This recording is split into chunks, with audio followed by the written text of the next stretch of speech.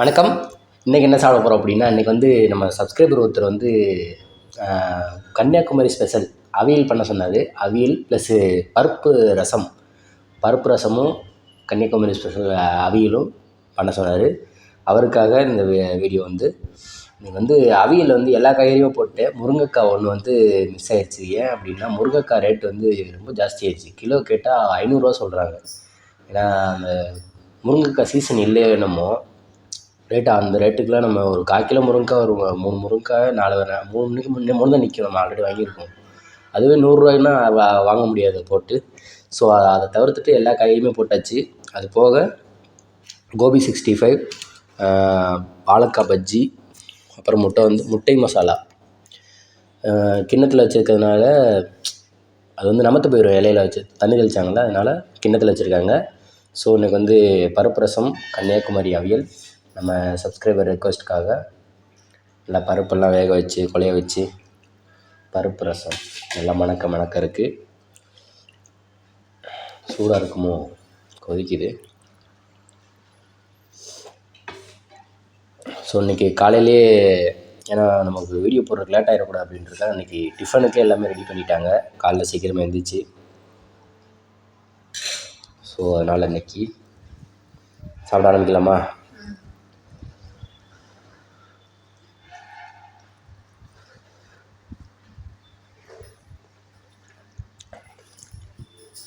Super. பருப்பு ரசம் சாப்பிட்டே ரொம்ப நாள் ஆச்சு.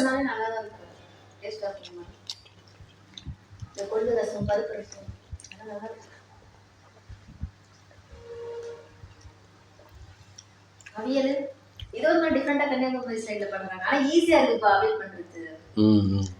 அதனால இது நல்லா செஞ்சுறாங்க. சூப்பரா இருக்கு.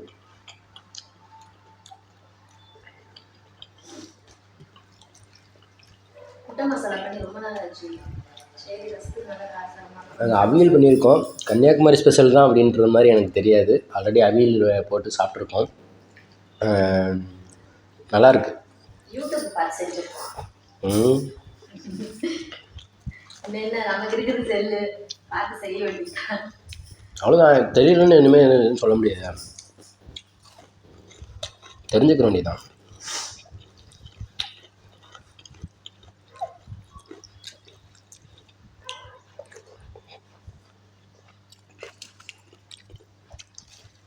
என்ன வாழைக்காய் வாங்கிட்டு வந்து புதுசு புதுசு வந்திருக்கா, நல்லா இருக்குல்ல?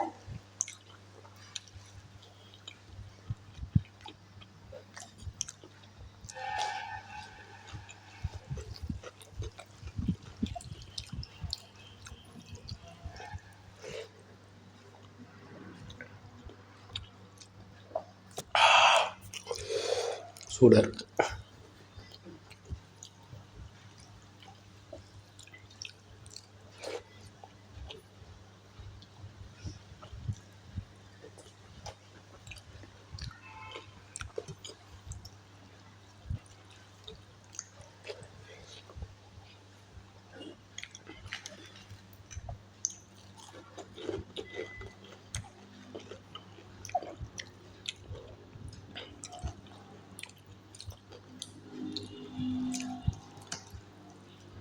ரசத்துக்கு நல்லா ரேஷன் அரிசி வேக வச்சுட்டேன்.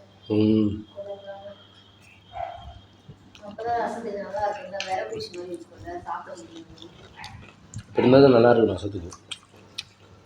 நீங்கள் இதோட குழந்த மாதிரி கேட்பியா? ஆமா, எனக்கு அப்படி சாப்பிட்டாதான் பிடிக்கும். ரசத்துக்கு குழச்சி சாப்பிட்டாதான் நல்லா டேஸ்ட் தெரியும். வேற மாதிரி இருந்தா நெஞ்சிலே நிக்கிற மாதிரி நீயே நிற்கவே எனக்கே பிடிக்காது. வேற மாதிரியா இருந்தா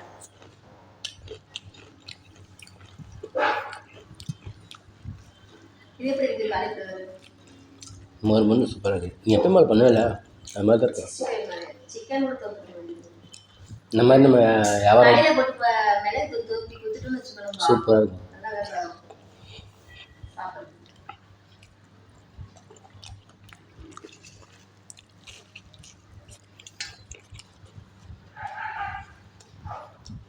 வேலை பழக அதிகமாக போயிடுது. ஆனால் அதுக்கான உழைப்புக்கு தகுந்த கூலி இன்னும் வரல. நமக்கு வரும், என்ன பண்ணுறது?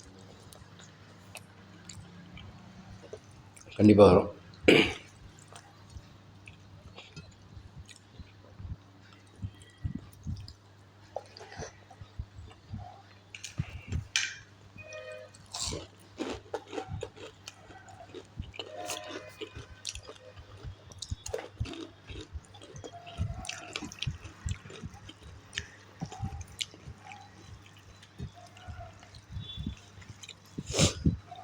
சாப்பிட்டுட்டு மார்க்கெட்டுக்கு போகணும். மார்க்கெட்டுக்கு போயிட்டு வந்துட்டு காய்கறிலாம் வாங்கிட்டு வந்துட்டு ஈவினிங் ஸ்நாக்ஸ் திருப்பி வேலையை ஸ்டார்ட் பண்ணேன் எல்லாத்தையும்.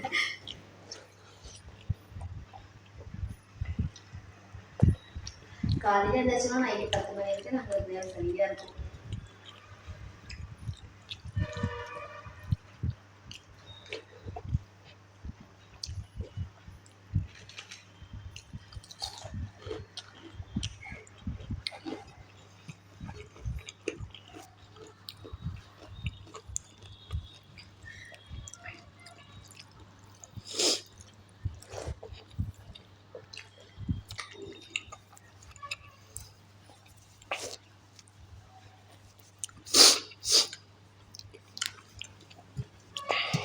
கோல்டு வேறு வந்தால் விடவே மாட்டேங்குது.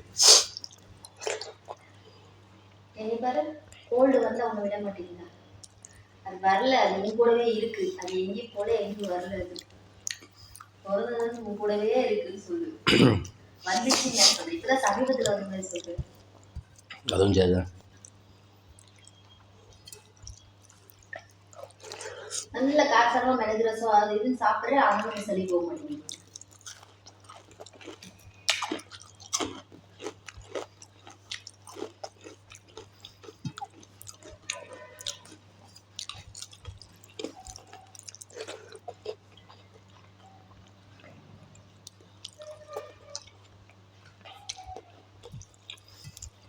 ரன் பண்ணி வச்சிருக்கல ஃபோன் வருது. ஓகே கட்டாயிடுச்சா வீடியோ? வீடியோ கட்டாச்சா? ஓடிட்டு ஃபோன் பார்த்து ஃபோன் பார்த்து வீடியோ பண்ணிட்டு மீஷோலேருந்து வேறு ஆர்டர் வருதா? அதான் வருது. சரி கட் பண்ண வந்துட போகிறாருப்பா. நான் எப்படிப்பா போட்டேன் பிடிக்குடிப்பா. காசு கொடுத்துட்டுல ம் நீ சாப்பிடுங்க.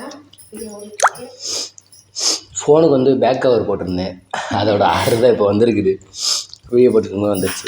ஸோ அதனால் கட் பண்ணிட்டு போட வேண்டியதாகிடுச்சு.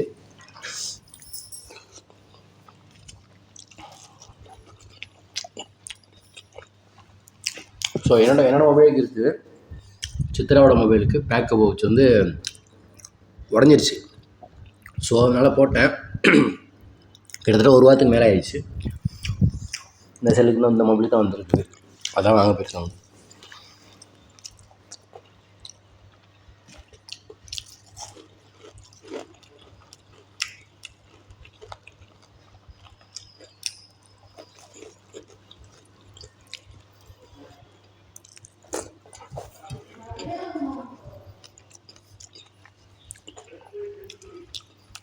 வருவாங்க.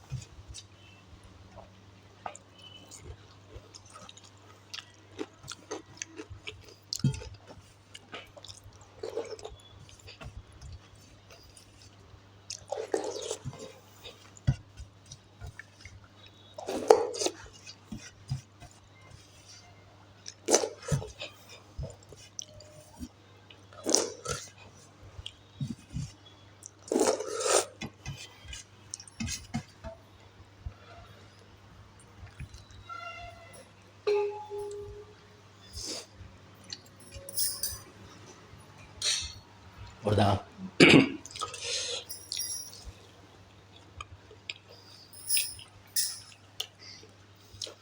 15 நிமிஷமாக ஃபுல்லு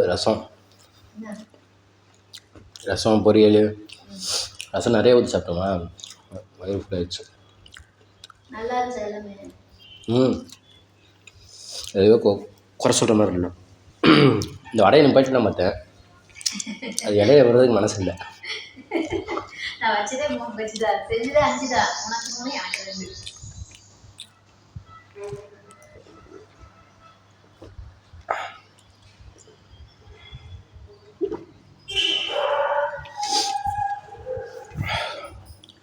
ஸோ நான் இது போட்ட வீடியோவில் வந்து நிறைய பேர் உங்களுக்குள்ளே எதுவும் பிரச்சனையா சண்டை எதுவும் வந்துடுச்சா அப்படின்னு சொல்லிட்டு நிறைய பேர் கேட்டிருந்தீங்க. ஸோ அதெல்லாம் எதுவுமே கிடையாது.